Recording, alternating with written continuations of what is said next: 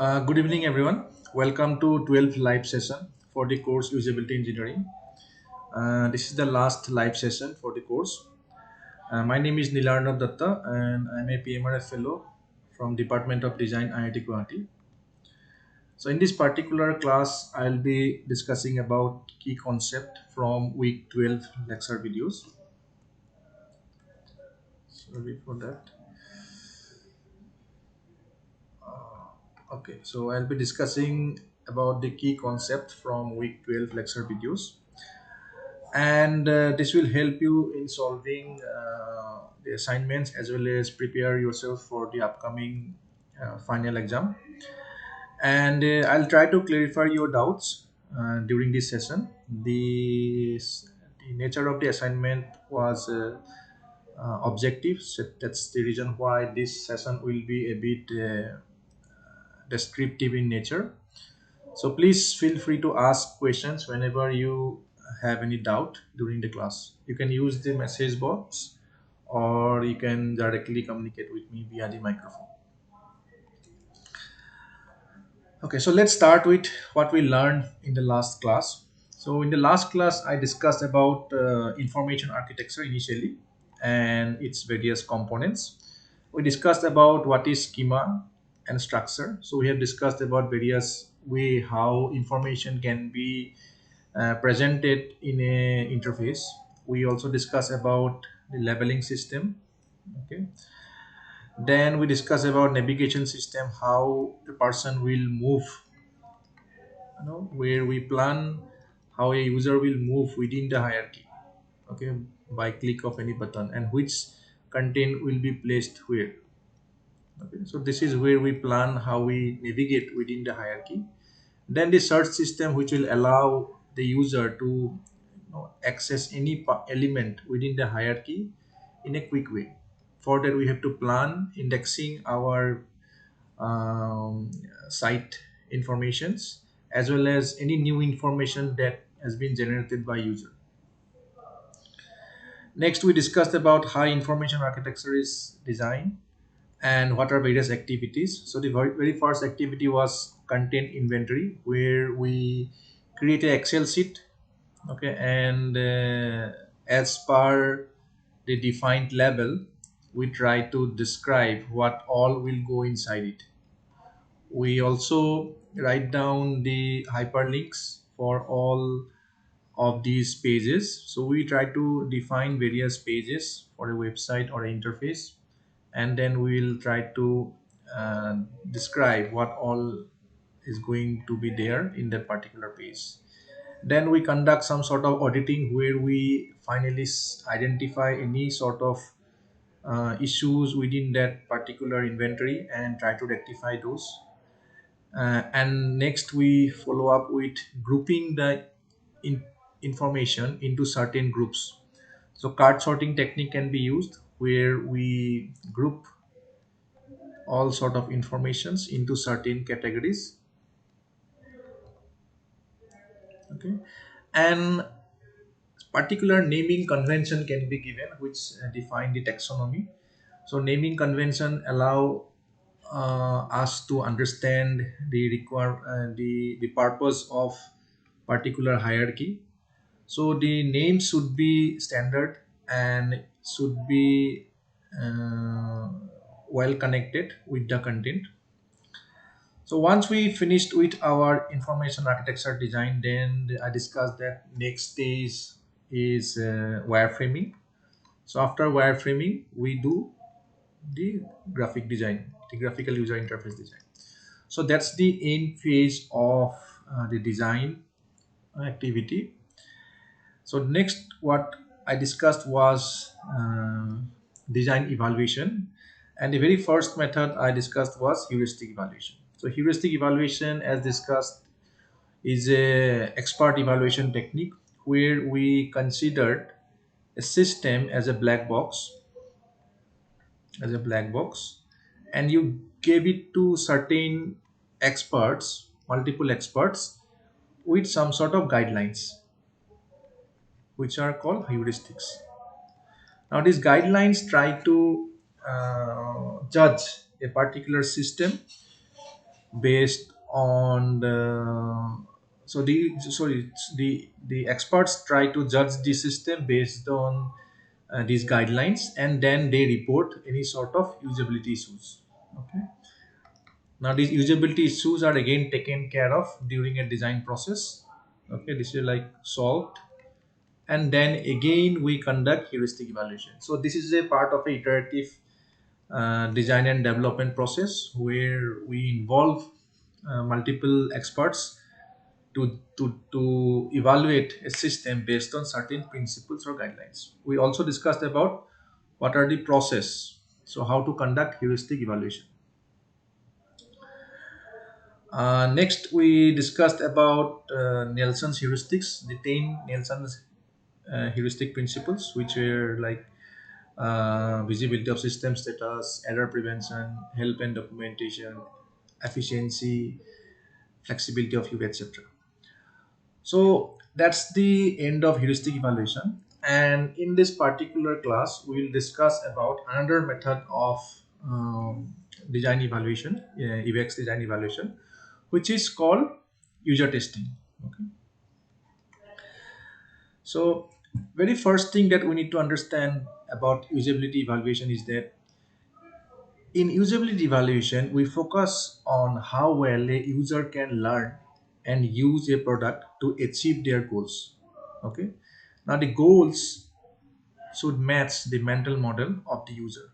So you have a user, and when you introduce a system or a application which is a new design from your part, when you introduce that to the user have a mental model for that particular system. And what we try to analyze as a developer or as a designer is how the user can easily learn that particular system.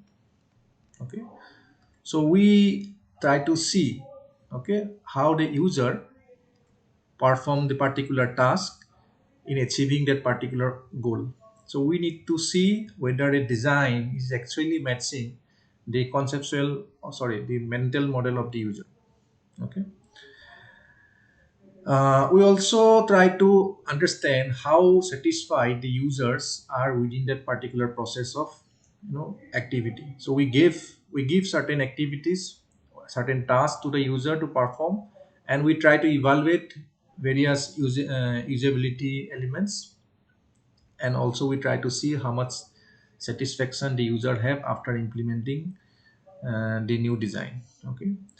Now, to gather this, to conduct such a usability evaluation, so the variety of methods are used, and those we'll be discussing in today's class in detail. So the term usability testing is often interchangeably used with user testing. Okay. So during usability testing, a researcher or a person who is a moderator is actually ask a participant to perform certain task. So if you have, for example, come up with a mobile banking app, for example, you have come up with a mobile banking app, and that app has many different features. Okay, so one of the activity is probably transferring fund. Okay, so this activity, so a researcher or a moderator give this particular activity that, for example, the activity can be transfer money to your own account. So all set of activities that the user perform are monitored by the moderator, and after the participant completes each task, the researcher observes his behavior and listen to feedbacks. Okay, so that is the basic generic overview of what is user testing. Now, the goals of user testing vary with studies. Okay, so when you go to specific study goals for usability study or user testing, based on system to system, the user testing goals may vary. For example, one goal can be to evaluate how person learn the system. Another goal can be how easy the user find to use the system. Another goal can be again what is the success rate for the user to actually finish that particular task. So based on application to application or based on study purpose, we can have various goals which are specific to products. However, in common, what we see in a usability testing is that first the goal is to identify problems in design of the product or service. So whenever we design any application, okay, the central goal is to identify problem associated with various interactions. So there are three main components of a usability testing process. One is the facilitator, the person who is actually is a moderator, who is actually guiding the participants to follow certain activities, to carry out certain activities. Then the task itself, which is a activity which the user have to perform, and then the participant, which who have been selected to conduct that particular test. And during the usability testing session, the facilitator either observe him, record his performance, or he can ask the user after he or she completes the activity or during various tasks within a process of user testing. So user testing can have multiple small tasks. Okay, so there are two ways how you can actually interact with the user. One, either at the end, after performing all the tasks, you can interact with the user, or in between task, you interact with some sort of questions or some sort of feedback by asking small question. But you do not disturb the patient during the interactions when the user is performing certain tasks, because that point you only try to observe, you try to record how the user perform particular task, what sort of behavioral changes, so that you do not affect his experience during interaction. Okay, so this is the phase where you do not disturb. Okay. Once we identify, we observe the user in performing certain tasks, and we ask the user certain questions or try to get feedback. Okay, then based on the feedback, okay, what we try to understand are the opportunities that actually we can further uh, uh, move forward for improvement. Okay, so we look for opportunities as well as problems and try to see how those can be improved to make the system or the product better. We also try to learn user behavior and preferences so that certain interactive features can be further improved, okay, which will improve the interaction behavior of the person. So these are mainly three goals. Now there can be various type of user testing types. Okay. Now it can be based on the the requirement, based on the requirement of the data. It can be either qualitative as well as quantitative. Okay. So for example, if you want a expert input on a system, then probably you will interview a expert. So the kind of data that you gather on the system usability will be more subjective in nature. That means more qualitative in nature, which will be like a interview, video, or text transcripts. Okay. The another way how you can actually collect information about a system is by conducting survey, where you give the system or some questionnaire to multiple user, and you try to see what are the various ratings that the user provide for each of the questions, and based on the statistical significance you then try to understand the usability of a particular device or application. So that is what is quantitative. So a usability testing can be either qualitative as well as quantitative. Now, qualitative usability testing focuses on collecting insights, findings, anecdotes about how people use product or service, because these are critical insights and mostly descriptive in nature. So it is difficult to collect such kind of information via quantitative approach. So we need qualitative usability testing approaches to collect such data types. Okay. Again, qualitative usability testing is best for discovering problems in user experience, because the nature of the problem is difficult to capture via monitoring system log information. Okay, again, information which are like cognitive in nature. For example, if user is facing any difficulty in understanding certain content, and because of that he is staying inactive for certain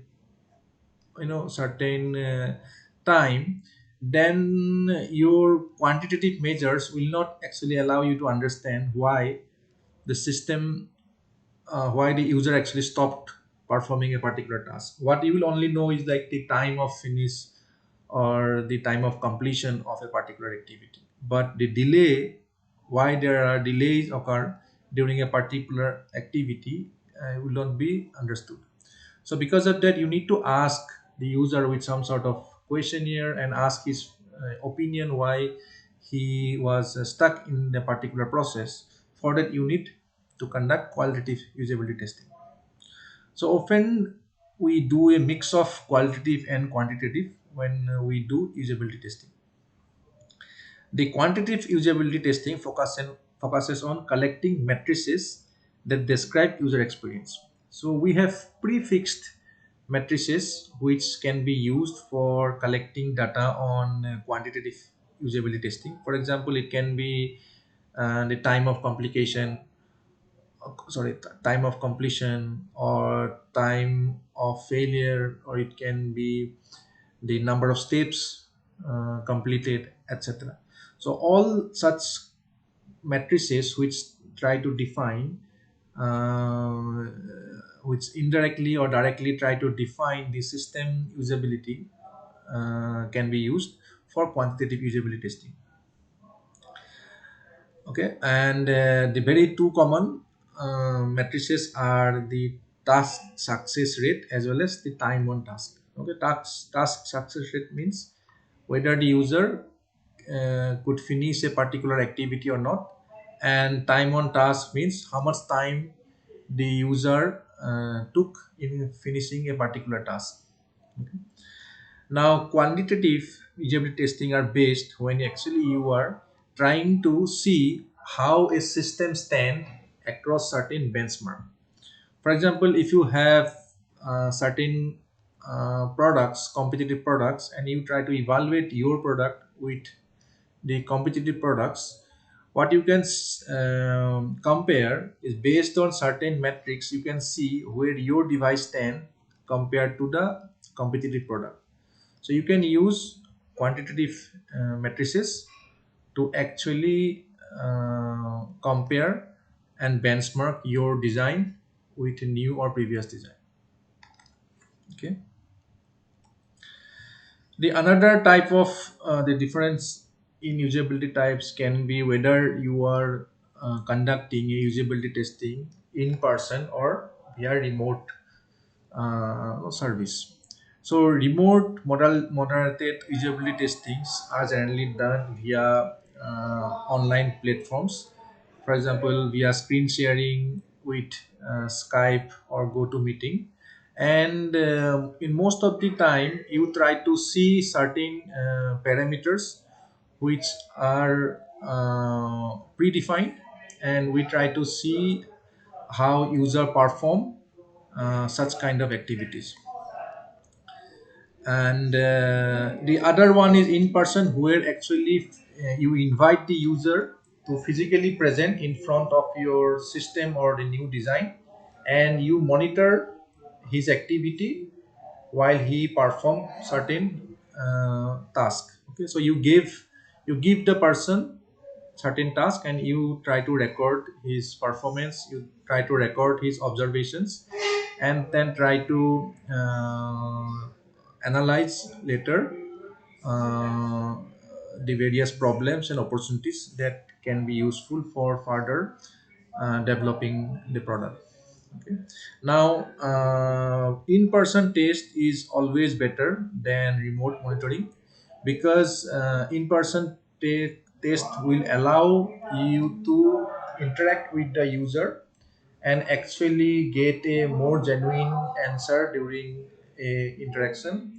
And you can actually, in between, you can stop the user for any sort of feedback. So it is very much convenient when you actually conduct in-person test uh, while doing user testing. Okay. Now for system analysis, mainly we have two types of usability testing. One is formative usability testing, which is finding and fixing usability problems. That means while developing a particular system or application, based on certain improvement you made, you try to evaluate quickly how useful will be the features, or how much easy that particular how much easy that particular feature make the system to use. Okay, so to evaluate, to do such user testing, what you do, so in between the process of development, you invite a small sample and ask them to conduct certain activity with that particular improvement, and based on the results you again try to get feedback and further do improvement with the system. Okay, and in most of the cases, usability testing is conducted as formative in the software industries because we cannot wait till a product is finalized or finished with all the development and then we conduct user testing. So in between the development process, time to time we do usable user testing for certain modalities, and based on the uh, identified problems and opportunities, we do improvement to our designs. And after finishing the entire development process, we go for the other type of usability testing, which is called summative usability testing. Okay. So in summative usability testing, so we have two types. One is formative usability testing, which is done during the development process. So after doing certain improvement, you try to analyze how that particular improvement actually will make the system is easy to use. Similarly, the other one is like after you finish the entire design process, where you have come up with a very ready to a go to market product, then you go for a user testing, and this particular user testing is what we call the summative usability testing.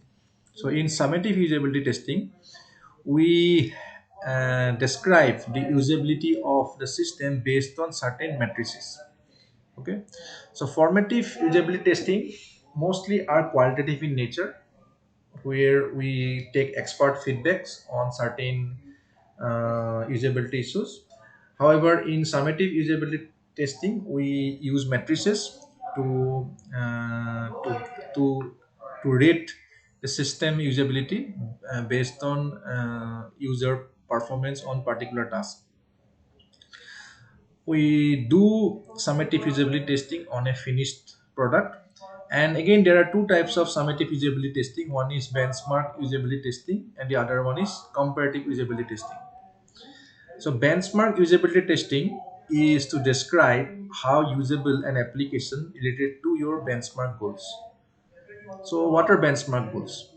For example, the completion time with a previous version or a competitive product for a particular task is, for example, 5 seconds or 50 seconds.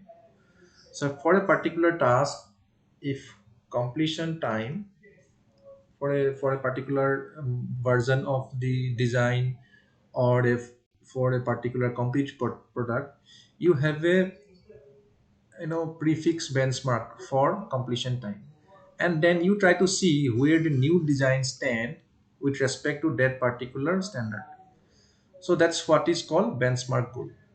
Now, benchmark usability testing is conducted when you try to improve certain predefined matrices and try to see where you decide compared to a previous design or compared to a competitive product.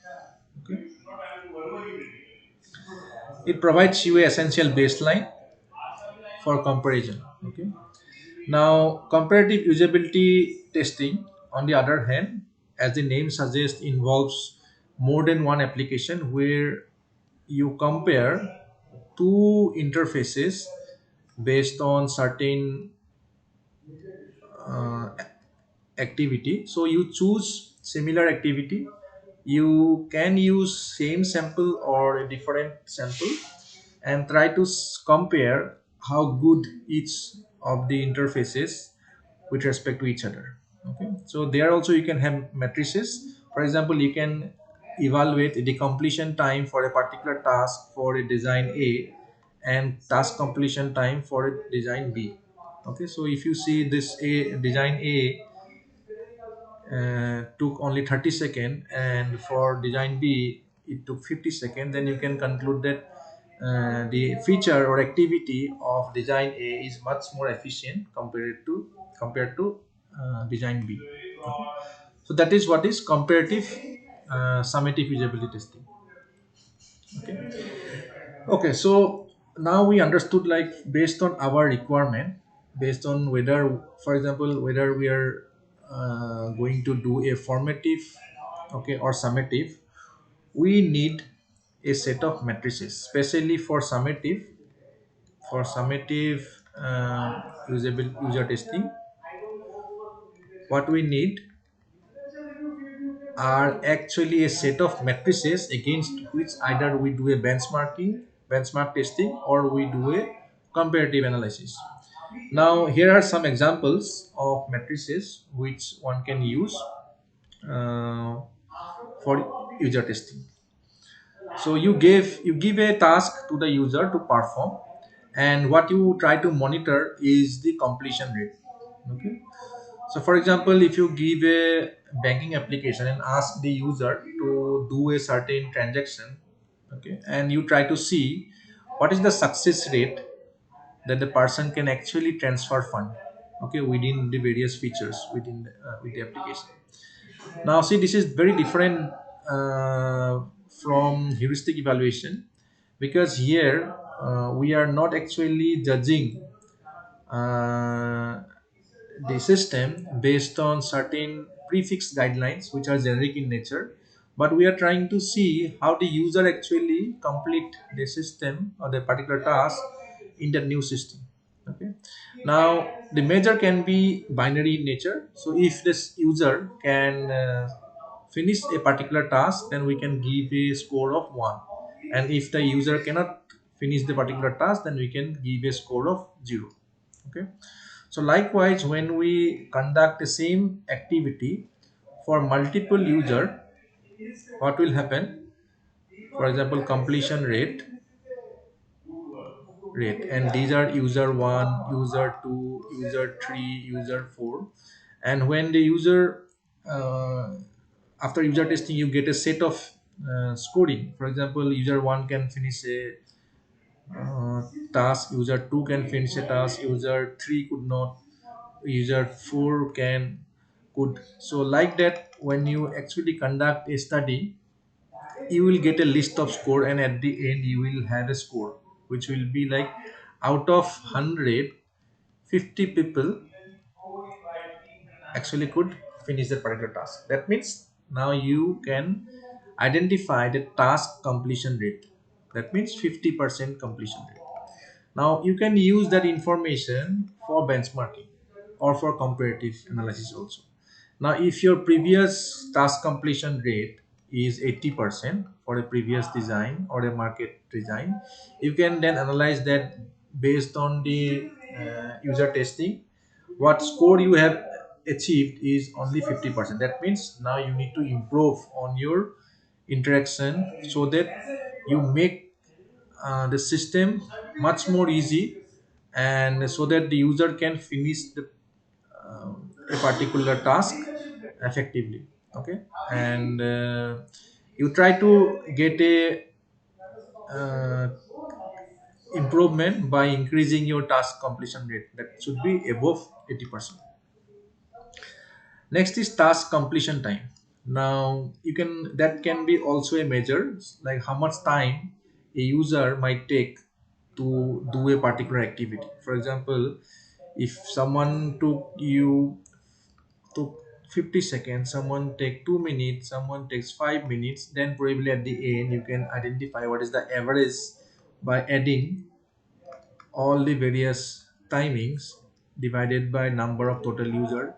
You can actually come up with a score which is a average time for task completion. For example, average time for task completion by 100 user is 5 seconds. Now again, you can use that information to benchmark your design. Either you want to do, if you want to do a comparative analysis or a benchmarking, you can do that. Then time till failure can be another matrix where you try to see for a complex system, like when, at what point of time the user actually failed in a particular task. Generally, we conduct this when we try to see the very extreme conditions where a system fails. For example, if you want to see uh, how much memory actually a system can take, and you try to load, you try to open more and more videos, okay, you can see slowly that the system will fail after some point of time. So that is what shows you like the time till failure. Okay. Similarly, if you increase the complexity of a interface, and which makes the user use more cognitive functions, and at one point of time probably the user will stop performing because it is very difficult for him to understand. And in those cases also you can measure the time till failure as an indication, like what should be the maximum complexity that should be there in a particular interface. Okay. So this is to just check what can be the max or min in a interaction. Total time on task. Now total time on task is not the same as task completion time. So irrespective of whether you can successfully complete a task or not, total time on task actually give an indication how much interactive or engaging a particular task is. So also it can also give information about how much complex a particular task is, or it can also give an indication of how many number of steps a particular task have. Okay, so all of these can have a aggregate measure and can be indicated by total time on task. Okay. Now errors can be another matrix which can be used to analyze systems as well as applications. Now there are various different type of errors. So sleep is one where accidentally the user without any intention make any mistakes, and if you have provided sufficient provision to recover from errors, then probably the user can recover from errors. Now mistake is something what makes the user take wrong choices, okay, because of bad design, or it's a condition where the conceptual model of the designer doesn't match with the mental model of the user. So the user make certain mistakes based on his assumption. So that is the condition what we define as mistakes.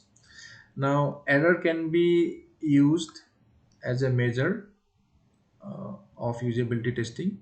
So it can be either used for counting what are the various number of errors that occur, how many number of errors occur. Also, it can be used as a measure of binary information.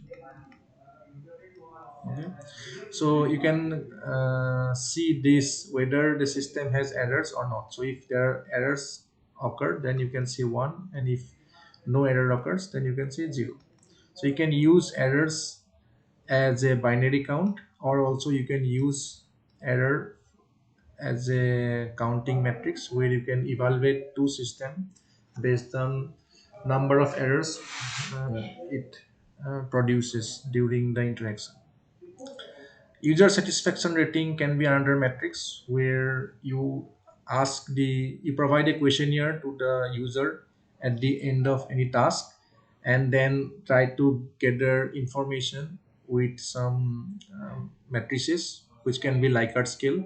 For example, what is your experience, how easy the system use, and if you give a scale of 5-point Likert scale, for example, it was very easy, very difficult, difficult, then difficult, neutral, and easy. Okay. So based on such scale, user can give a particular rating for your system, and this will allow you to understand the satisfaction rating. Again, when you collect multiple user data, then probably you will be knowing what is the average satisfaction rating for user testing. A/B testing is already taught while we are discussing user study techniques. So A/B testing can be also done very similar to comparative study, but here we simultaneously provide two interfaces to two users. Okay, and the user has to actually compare the two interfaces and try to see how they perform for particular activity. So you need to evaluate the two interfaces based on how the user perform particular activity. So next is sampling. Now sampling is important because when you do a user testing, you need to make sure that you are actually choosing the representative user. Now what do you mean by representative user?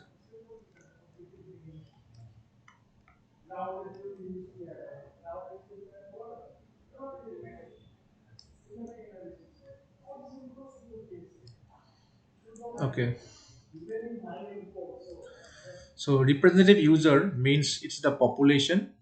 Okay, so which actually describe a particular user profile. For example, if you are making a mobile application which is a banking application, then probably the user segment can be any personnel. Okay, any personnel who use a banking application. But if you make a tool for designer, okay, which will help them make beautiful designs, probably the user groups should be designers. So users selection of representative user is very much important in user testing. Okay, so the representative user is what we define as the population.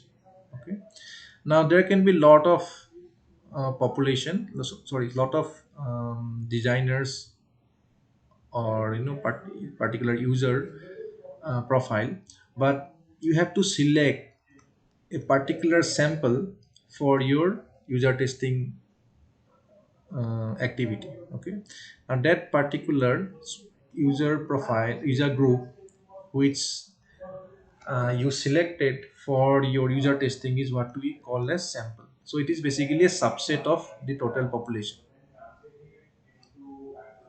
Okay, now the way how you actually select the sample is based on certain schema. Now a sampling schema can be either probabilistic or non-probabilistic. So probabilistic means when we say that we can choose anyone. So population can be like anyone, and we want to use certain mathematical rules to select a person so that he or she get a equal chance to get selected. Okay. So this is based on probability. We try to select the sample. That is what is probability sample. The other one is the non-probability sample. Now, non-probability samples are those samples where you need certain criteria within that user group. So you cannot randomly select anyone for the user testing. So the user group, the sample that you are actually choosing for user testing needs to satisfy certain criteria. And that's the reason why you are not going to select someone randomly from a population. So this is what is called non-probability samples. And an example can be purposive non-probability samples, where because of certain requirements or based on certain judgment, you are actually selecting certain people for user testing. So based on their characteristics, educational profile, or based on their past experience. So this is what we call as purposive sampling. The other can be quota. So within a purposive sampling also you can have quotas. For example, within a group you can actually can choose someone like a male population only, or someone who is above 50 years of age. Okay. Similarly, the other kind of non-probability sample can be convenience sample. Now convenience sample is mostly biased in nature, because in certain cases where uh, you know you uh, I mean the people who are in your vicinity, if they do not affect the user testing, then only you go for convenience sampling. Otherwise you have should avoid convenience sample, because your friends or family members who or your colleagues who come under convenience sample may actually have some biases towards your study, because they might already know about your tool or your interface. So the information they will provide after user testing may have been already get biased, okay, because of the experience or relationship with you. Okay, so this is an example of various sampling schema. So as I discussed, you have probabilistic as well as non-probabilistic sampling schema. And in probabilistic you have these are various type of probabilistic sampling. Okay, simple, systematic, stratified, cluster. Okay, so you can go through these slides later in detail. And non-probability can be, again as I discussed, purposive, quota, convenience sample. So you can again go in detail like what based on your study type. For example, if you want to work on certain theory development, for example, if you want to analyze the interface and try to see what is the relationship between user testing, between the user behavior and particular interaction, probably that will generate some theory. So what you can do, actually you can go for purposive sampling. So you select certain user type and then you sequentially recruit person. So you look for theoretical saturation. So whenever you see that you have arrived at certain confirmation about some sort of behavior, then probably uh, you come to know about some new theory about user behavior and the kind of interaction. So based on your requirement, actually you can choose different schemas. Okay. Now the next question is, what should be the sample size? Okay, what should be the sample size when you select a particular sample? So you have a population, okay, which defines the user type.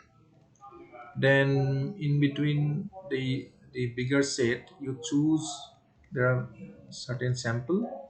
The sample can be purposive or probabilistic, but in most of the cases when you do formative sampling, it is mostly probabilistic, purposive. But when you actually do summative user testing, mostly it is probabilistic user sampling. Now, what literature suggests is that if you are going to conduct a interview process for user testing, then something greater than 12, so something greater than 12 participant is what is advisable. Similarly, when the study is one tail. That means when there is only one perspective to study. For example, if you have designed a new feature, or you have designed a new feature and you try to see how this feature will improve patient satisfaction. See, you have said already how it will satisfy. That means you are only going to see one side of that feature, which is how much they got satisfied. Okay, the other side can be how much they are not satisfied. Okay, but you are not interested in seeing how much dissatisfaction that particular feature creates, okay, for a feature particular user group. Okay, so this sort of experiment where you actually try to only evaluate what is the satisfaction level for a particular feature in user in a particular sample, there you what we call as one tail experiment. So for one tail experiment, a sample size what is defined for user testing is should be greater than 21. Similarly, if you are doing some sort of case studies, okay, there the sample size for case study analysis is defined as greater than 4. Now, for qualitative study, what is been defined that one should look for theoretical saturation on data. Okay, otherwise he or she needs to continue the user testing till he look or arrive at some sort of theoretical saturation on user testing results. So here is an example how actually there are various sample size defined for various kind of user testing study types.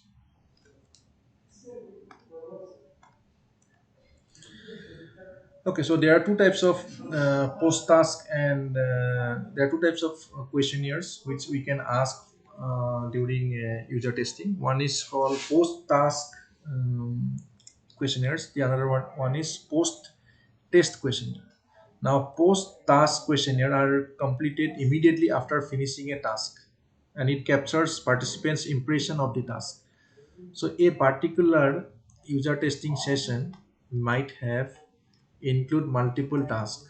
Okay, so you have task 1, task 2, so it can have multiple tasks.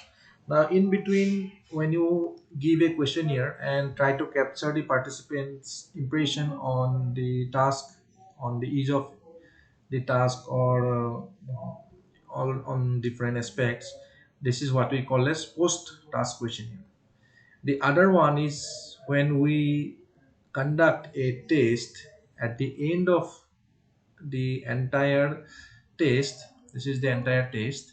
This is what we call as post test questionnaire, and there actually we try to um, understand how the user perceives the usability of the website as a whole. Okay, so here we get the information about the critical thought process that the user have uh, while using a particular interface. So this is what they feel at the end of the particular user testing task, and the post task questionnaires actually define what they feel during each of the activities, each of the tasks.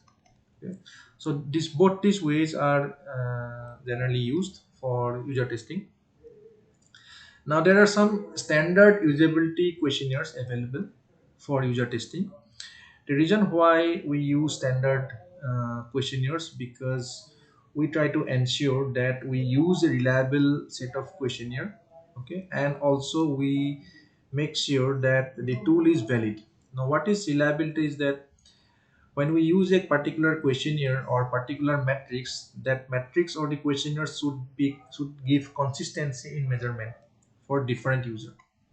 Okay, that means the kind of questions that has been defined, or the kind of matrices that has been defined in a usability testing tool, it should give consistent result. That means the parameters which are derived are reliable in nature. Similarly, the parameters should be a good mark marker for the measurement. That means, for example, if I say weight, I need to measure a weight of a human, okay? And if I bring a small measuring scale where one person can actually stand, then this is a valid tool. This is a valid tool, okay? But a thermometer, if I bring, that means it is not a valid tool. So a temperature measurement is not a valid tool to collect information on person's weight. However, a instrument which can actually show the weight is a valid tool. The reliability means how many times this particular machine will give you the same results. For example, a person stands on a weighing machine and every time there it gives different results. That means that particular instrument is not very reliable. Okay? So for these considerations for reliability as well as for validity, we consider certain standard usability questionnaires for usability evaluations. There are many different types. So here are some examples. After scenario questionnaire, which are after scenario you know ask user on certain questions. So I'll give some examples. Expectation ratings of user, then usability magnitude estimation, the single ease question, the subjective mental model effort question. So these are some examples. Okay. Okay. So here's an example of standard questionnaire, which is system usability skill. Now this is a post test assessment usability. So post test tool for usable user testing. So when we have multiple tasks, basically this tool is used at the end of the entire test after completing all sort of various activities. Okay. Now this tool comprise of 10 questions having a Likert scale.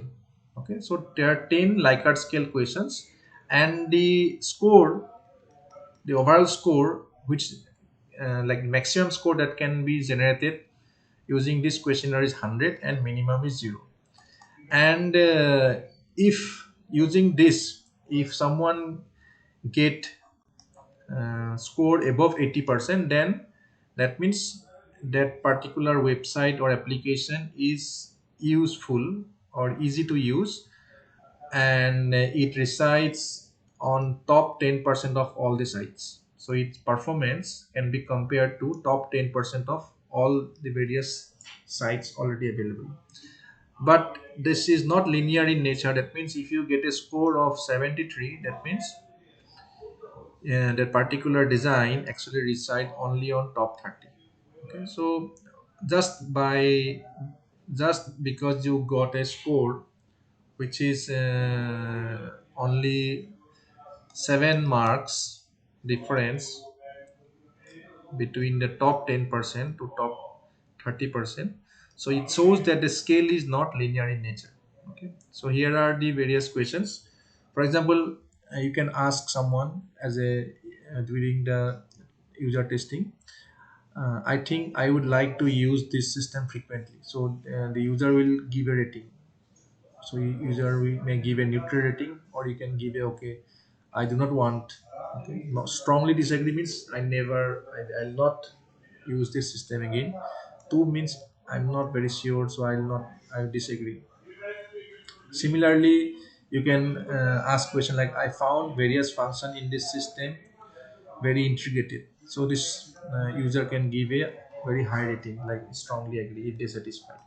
So similar to this, there are a lot of different tools or different questionnaires which are standardized, and you can use these directly for user testing.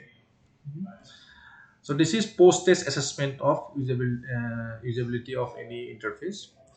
The other one, another example can be single ease question, which is post-task satisfaction. So this is in between different tasks.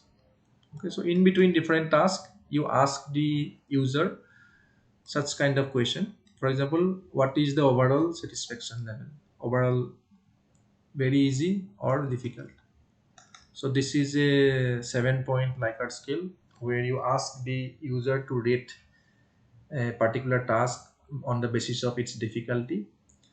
So this is been asked during every task. Okay, sorry, not during, after completion of every task till the user end the final task. Okay, so this gives results which can be used to understand the intrinsic detail about various activities in user testing procedure. Okay, now once you conduct a user testing session, usability testing, what you need to do at the end is you need to provide a descriptive statistics on the data, on the as a report of the user testing session.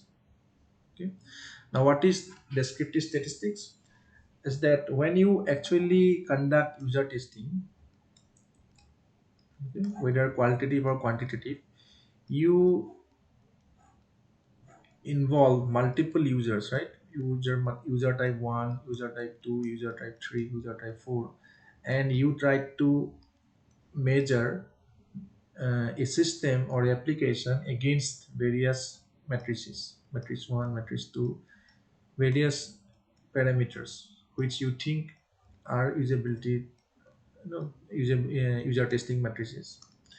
Now this result is difficult to analyze, so you need to conclude the results with some sort of descriptive information, and that description is provided with some sort of statistics and mathematical information. So one of the measurement which we can use to define is that measure of central tendency. So central tendency or measure of the mean, median or mode actually tell you among various participants, it can be how many agrees on particular parameter, or it can be what is the uh, mean value of particular parameter. For example, if you consider a parameter like task completion time, you can identify what is the mean time, what is the mean time, what is the mean time for task completion.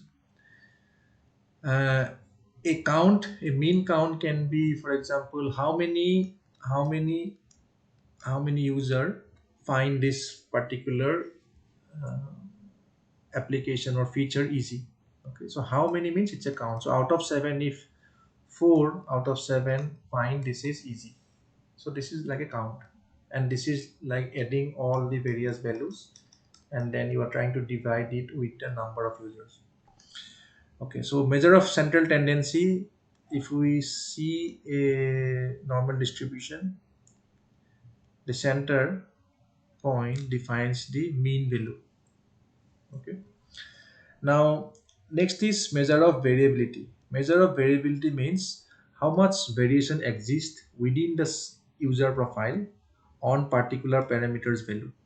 For example, if you have a very steep narrow bell curve, what does that mean is like the value which is the mean value, the users, the variation in values within the sample is very less. That means if someone has finished a task within 50 seconds, probably the maximum time someone took is 55 seconds, and more time or less time is something around 45 seconds. But the same can be like if you have a very flat bell curve, that means if mean is 50 second, then the maximum time someone took for task completion is 100 second, and again someone could never finish a task. Okay, So or someone took only 5 seconds to finish a task. So there's a lot of variation, okay, here, and here there is very less variation. Now if there are a lot of variation, that means your design is not very reliable. That means the results that you identify, either you choose a wrong sample, or either just variation in sampling, or your design feature is not very optimized, so that it's giving different result for different people. Another measure can be confidence interval. So when we decide on designing a particular interface, and when we choose a particular user testing process, we need to select particular sample. Okay, now for some of the people, some of the user, the results can be beyond what is expected for what is expected by you in terms of time or in terms of count. Okay, but in between, what we get is the extreme values, like what we get here. For example, the maximum time for task completion is 55 seconds, and the minimum time uh, is, for example, 5 seconds.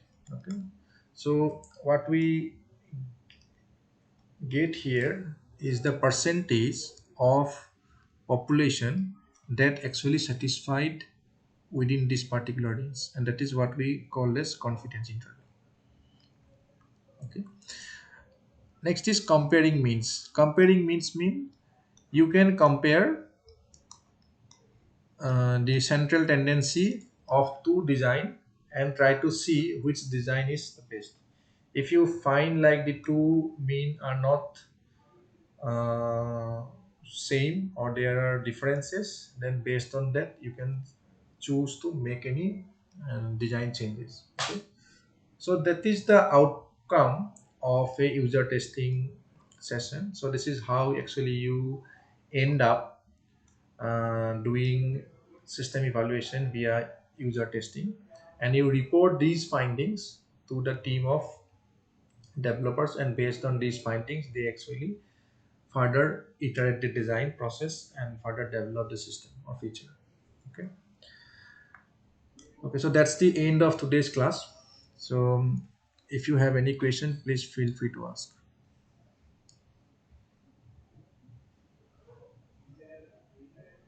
Okay, thank you.